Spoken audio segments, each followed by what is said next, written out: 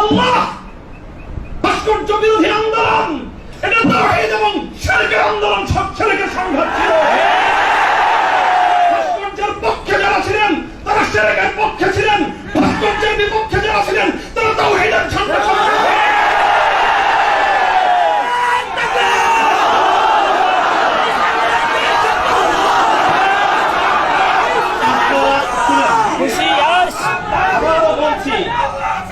ভাস্কর্যের পক্ষ বিপক্ষের এই লড়াইকে একজন মরহুম মুসলিম নেতা মরহুম বঙ্গবন্ধু শেখ মুজিবুর রহমান সাহেবের ব্যক্তিত্বকে মাঝখানে এনে বিষয়টাকে ভিন্ন রং দেওয়ার চেষ্টা করা হয়েছিল। আমরা তখনও বলেছি, আজও বলি, ভবিষ্যতেও বলবো, ভাস্কর্য এটা বঙ্গবন্ধু শেখ মুজিবুর রহমান সাহেবের, শহীদ প্রেসিডেন্ট জিয়াউর রহমান সাহেবের, সেটার আমরা কোনো পার্থক্য করি নাই। আমি এই কথাও বলেছি, ভাস্কর্য যদি স্বয়ং আমাদের মুসলিম জাতির পিতা খলিল ইব্রাহিম আলাইহিস সালামের হয়, তাহলে সেই ভাস্কর্যের সাথে কি আচরণ করতে হয় মুহাম্মদুর রাসূলুল্লাহ শিখিয়ে দিয়ে গেছেন। আল্লাহ রাসূল সাল্লাল্লাহু আলাইহি ওয়াসাল্লাম মক্কা বিজয়ের দিন বাইতুল্লাহ থেকে যে মূর্তিগুলো বের করেছিলেন, যে ভাস্কর্যগুলো বের করেছিলেন, তার মধ্যে তো একটা ছিল ইব্রাহিম আলাইহিস সালামের মূর্তি। কি বলেছিলেন? কাতালাহুমুল্লাহ, আল্লাহ পাক এই মক্কাবাসীদেরকে ধ্বংস করুক, তারা খলিল ইব্রাহিম আলাইহিস সালাতু ওয়াস সালামের মূর্তি তৈরি করেছে। সে রক্তকে অস্বীকার করার চেষ্টা করবেন না। শাহাদাতের শহীদের রক্তের সঙ্গে গাদ্দারি করার মতো সেই বেঈমান কালেমার প্রসারণ নয়। কাজেই যে কথা বলতেছিলাম, যেটা কারা বরণ আমাদের, নির্যাতন তো অনেক পরের কথা। আল্লাহ পাক রব্বুল আলামিন কারা এই কষ্ট থেকে আমাদের সকলকে হেফাজত করেন। আমিন। প্রতিশোধের যে কথাটা, সেটা আমরা তো পয়গম্বর আলাইহিস সালামের অনুসারী। নবী ইউসুফ আলাইহিস সালামের সেই বাণী, লা তাসরিবা আলাইকুমুল ইয়াউম, গতকালকে আমি বলেছি, আজও বলছি, আমরা কোনো প্রতিশোধ গ্রহণ করি নাই, করতে চাই না। করার প্রবণতা কখনো যদি আমাদের মন থেকে উদ্গত হয়, সেটা হলো ইন্নামা যালিকা মিন্নী ওয়া মিনাশ শাইতান, শয়তানের প্ররোচনায় কখনো হয়তো আমরা ব্যক্তিগত আক্রোশে প্রতিশোধের কথা বলে থাকতে পারি, কিন্তু আমরা প্রতিশোধ পরায়ণ নই। এই হিসাবে আমি প্রতিশোধের এই শব্দকে প্রত্যাখ্যান করলাম। তবে অন্য আরেক অর্থে আমি প্রতিশোধের শব্দকে সমর্থন করছি। শুধু সমর্থন নয়, বরং আমি আমার পুনর্ব্যক্ত করছি যে আমরা প্রতিশোধ নিব। আমাদের সেই প্রতিশোধ হবে সেই প্রতিশোধ, যেই প্রতিশোধ হিজরতের আগ পর্যন্ত 12 বছরের জুলুম এবং নির্যাতনের প্রতিশোধ মক্কা বিজয়ের মাধ্যমে আল্লাহ নবী গ্রহণ করেছেন। আল্লাহ নবী মক্কা বিজয়ের পরে সেই সকল অপরাধীদেরকে ক্ষমা করার মধ্য দিয়ে, সেই জমিনে আল্লাহর দ্বীনের ঝান্ডা সমুন্নত করার মধ্য দিয়ে মধুর প্রতিশোধ নিয়েছিলেন। আমি আবার বলছি, এদেশে ভাড়াটিয়া থাকবো না, ভাড়াটিয়া হিসেবে থাকবো না। এই জমিনের মালিকানা সূত্রে এদেশে বসবাস করি। এই জমিনকে আল্লাহর জন্য মুক্ত করেই ছাড়বো ইনশাআল্লাহ। আল্লাহর দ্বীনের বিজয়, সেটাই হবে আমাদের পরম প্রতিশোধ। এবং আমাদের যারা আমাদেরকে শত্রু ভেবে আমাদেরকে নিঃশেষ করার চেষ্টা করেছে, অপমান করার চেষ্টা করেছে, আমরা তাদেরকে সম্মানিত করে প্রতিশোধ দেব। আমরা তাদেরকে আদর্শের সোনালী পথে বরণ করে নেওয়ার মধ্য দিয়েই আমরা ইনশাআল্লাহ আমাদের আদর্শের বিজয়ের প্রতিশোধ গ্রহণ করব। আল্লাহ রাব্বুল আলামিন আমাদেরকে সে তৌফিক দান করুন। আমিন। আরেকটা কথা বলা হয়েছে, অনেকের কথার মধ্যে আসছে যে ভবন, একটা ভবনের আলোচনা। এই ভবনটার গুরুত্ব একসময় আমার কাছেও খুব ছিল, 3 বছর আগেও খুব ছিল। যখন শুনলাম যে ভবনটা চলে যাচ্ছে, আমি তখন সর্বপ্রথম দুইটা সালাতুল হাজাত করে দোয়া করেছিলাম যে আল্লাহ যেন খায়রের ফয়সালা করেন। আর এরপরে এখন আমার অনুভূতিটা হলো যে এরকম ভবন না থাকাই ভালো। না থাকা ভালো কেন? দাস্তারে না দারে মে মা গমে পেয়েছে না দারে মা হেয়েছে না দারে মে গমে হেয়েছে না দারে। এইরকম ভবন টবন থাকলে এগুলোকে রক্ষা করার জন্য ডানে বামে অনেক কিছু তাকানোর প্রয়োজন হয়। ভবনও নাই, রক্ষা করার জন্য কার পায়ের কাছে তেল মারার দরকার। আজ এখানে মাদ্রাসা, কালকে ইনশাআল্লাহ সাইকুল অফিসের সন্তান মাহফুজুল হক সাহেব যদি নদীর পারে যে বসেন, ইনশাআল্লাহ এই কেরানীগঞ্জের ওই একেবারে ধুলের চরে বা কোন রুটের চর, কোন চরের মধ্যে এর চেয়ে বড় মাদ্রাসা হবে। প্রয়োজন নাই ভবনের, প্রয়োজন নাই মাদ্রাসার স্থাপন কোন সম্পত্তি। ওই পুরাতন যুগে ফিরে যেতে হবে আমাদের। স্থায়ীভাবে আমি এই কথা বলতেছি। এই বিশাল বিশাল আলিশান ইমারত সাজায়, আর সেই ইমারতের মধ্যে সুন্দর সুন্দর আরামদায়ক বিলাসী রুম সাজায়, সেখানে বিলাসী এলেম চর্চা। আমি এই কথাটা আমার কাছে খুব মনে পড়ছে, বিলাসী এলেম চর্চা। আজকে আমাদেরকে এই বিলাসী এলেম চর্চায় পেয়ে বসেছে। বিলাসী এলেম চর্চার পথ বাদ দিয়ে আমাদের আকাবের এবং আসলাফদের মতো সেই খেজুর গাছের তলায়, বট গাছের নিচে সালাদ চাটার উপর বসে আমাদেরকে কাল আল্লাহ ও কাল রাসূলের তালিম দেওয়ার সেই সবক গ্রহণ করতে হবে। তাহলে ইনশাআল্লাহ আমরা বাতিলের তাফতে তাউসকে উল্টে দিয়ে সেখানে আমরা কালেমা ঠান্ডা সম্পন্ন করতে পারব। মোল্লা মুহাম্মদ ওমর রাহিমাহুল্লাহ তাআলা তিনি সারা পৃথিবীর সুপার পাওয়ারের সাথে টক্কর দিয়েছিলেন। আমাদের বাংলাদেশের মধ্যে কোনো গণভবন আর সংসদ ভবন, বঙ্গভবন কিছুই ছিল না। কান্দাহারের ছোট্ট একটা ঘরের মধ্যে ভাঙ্গা খাটের উপরে বসে টক্কর দিয়ে দিলেন তো সুপার পাওয়ারের সাথে। সারা দুনিয়া মনে করলো যে বেকুবের দল। 20 বছর পর আল্লাহ দেখা দিলেন তারাই বিজয়ী দল।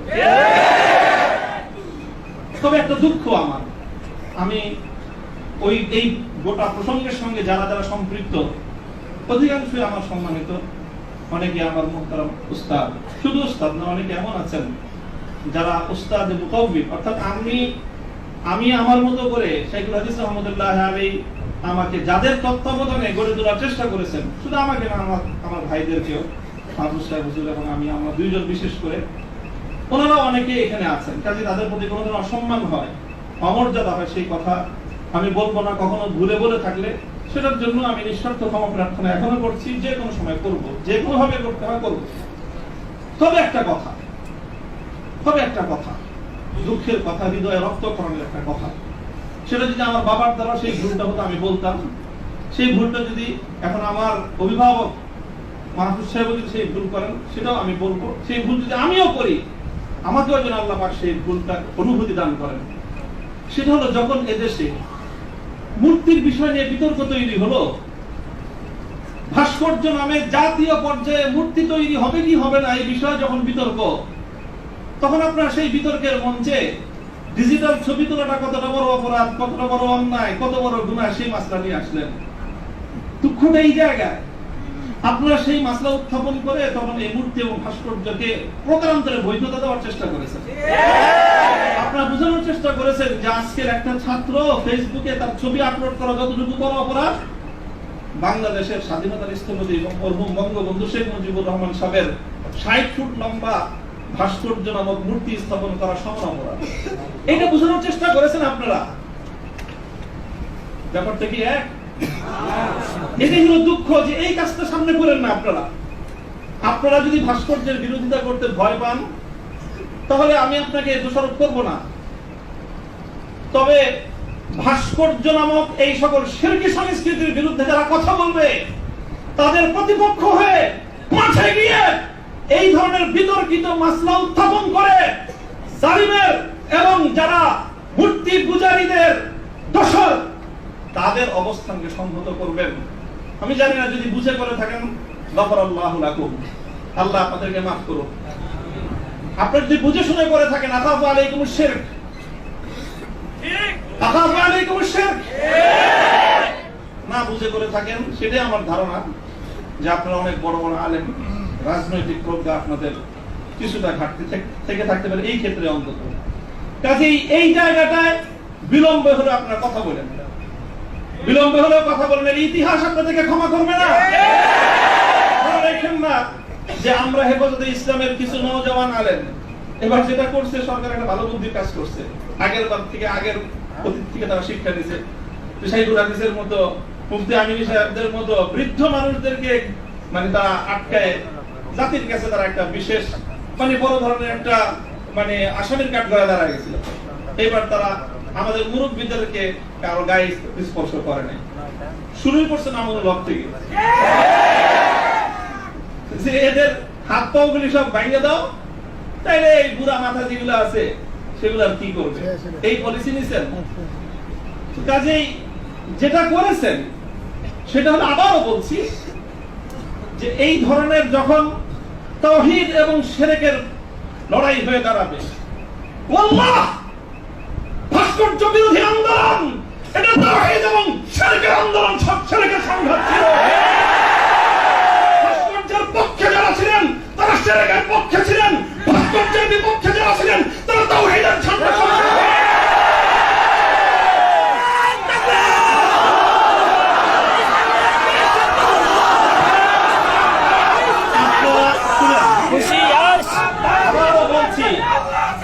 ভাস্কর্যের পক্ষ বিপক্ষের এই লড়াইকে একজন মরহুম মুসলিম নেতা, মরহুম বঙ্গবন্ধু শেখ মুজিবুর রহমান সাহেবের ব্যক্তিত্বকে মাঝখানে এনে বিষয়টাকে ভিন্ন রং দেওয়ার চেষ্টা করা হয়েছিল।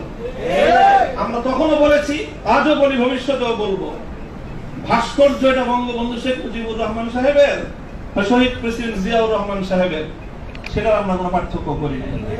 আমি এই কথাও বলেছি, ভাস্কর্য যদি স্বয়ং আমাদের মুসলিম জাতির পিতা খলিল ইব্রাহিম আলাইহিস সালামের হয়, তাহলে সেই ভাস্কর্যের সাথে কি আচরণ করতে হয় মুহাম্মদুর রাসূলুল্লাহ শিখিয়ে দিয়ে গেছেন।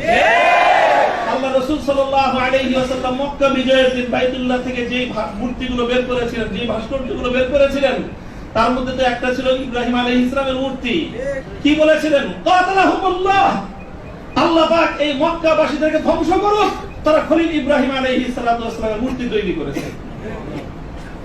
আমাদের কথা আপনাদের পছন্দ হলো না, আমি বললাম যে ভাস্কর্য বানায়েন না, এটা বানালে বঙ্গবন্ধু যদি মুসলিম হয়ে মারা গিয়ে থাকেন কবরে তার শাস্তি হবে।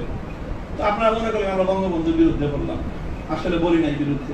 তিনি যদি, আবারও বলছি, যদি আল্লাহ তাকে ঈমানের সাথে খাতমা দিয়ে থাকেন, আমি জানি না তার কি অবস্থায় মৃত্যু হয়েছে, সেটা কেউ বলতে পারবে না, তাহলে তার ভাস্কর্য, তার মূর্তি তৈরি করাটা এটা তার সঙ্গে চরম বিশ্বাসঘাতকতা।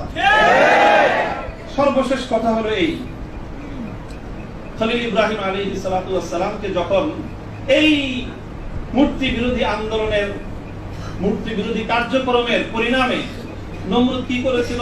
অগ্নিকুণ্ডে নিক্ষেপ করেছিল। এটা সবাই জানি আমরা। কিন্তু অগ্নিকুণ্ডে নিক্ষেপ করাটা এটা নমরুদের প্রধান শাস্তি ছিল না।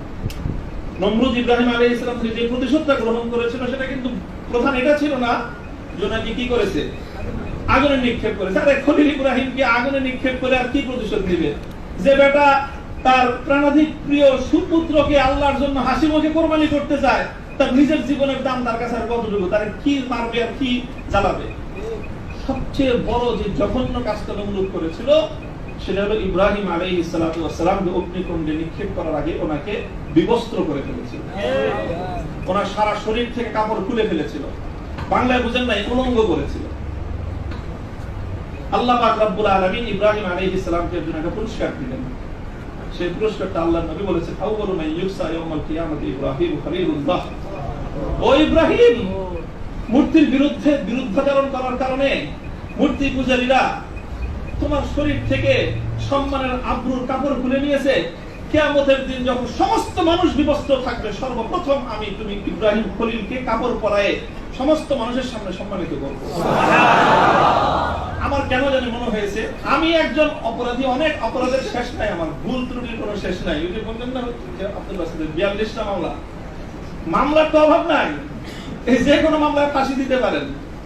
ফাঁসি দিতে তারা অন্য কিছু লাগে না, আদালতে তারা এক মহিলা আইনজীবী বলে আরে বিচার করার জন্য এত কিছু লাগে নাকি আমাদের, এর চেয়ে কত হালকা সাক্ষ্য দিয়ে আমরা মানুষের বিচার করে ফেললাম। ওপেন আদালতে বলতেছে এই কথা, বিচার করার জন্য খুব কিছু লাগে না। হত্যা মামলা কতগুলো আছে আমার না, ছিনতাই মামলা আছে, পকেট চুরির মামলা আছে, চুরির মামলা আছে, সব মামলাই তো আছে। যে কোনো মামলা দিয়ে ফাঁসি দিয়ে দিতে পারেন। আপনারা চেষ্টা করেছেন বিবস্ত্র করতে চেষ্টা করেছেন, তবে একটা জিনিস ভালো করেছেন, আপনারা যেই কেসটাকে বিবস্ত্র করার জন্য বেছে নিয়েছেন সেই কেসটা ছিল খুব দুর্বল। আগামী 50 বছরের জন্য ওলামায়ে কেরামের বিরুদ্ধে এই ষড়যন্ত্রের দুয়ার রুদ্ধ হয়ে গেছে। আপনারা যদি এই ধরনের ষড়যন্ত্র করতে থাকেন, জাতি আবার নতুন করে বলবে, এতদিন বলতো ইউসুফ আলাইহিস সালামের বিরুদ্ধে যে ষড়যন্ত্র করছে, মামুনুল হকের বিরুদ্ধে সেই ষড়যন্ত্র, সামনে বলবে মামুনুল হকের বিরুদ্ধে যে ষড়যন্ত্র হয়েছিল, আব্দুল্লাহর বিরুদ্ধে সেই ষড়যন্ত্র। আমি আপনাদের কাছে দোয়া চাই, আল্লাহ রাব্বুল আলামিন যেন আমাকে এটার বিনিময়ে ইব্রাহিম আলাইহিস সালাতু ওয়াস সালামের সঙ্গী করে কিয়ামতের দিনে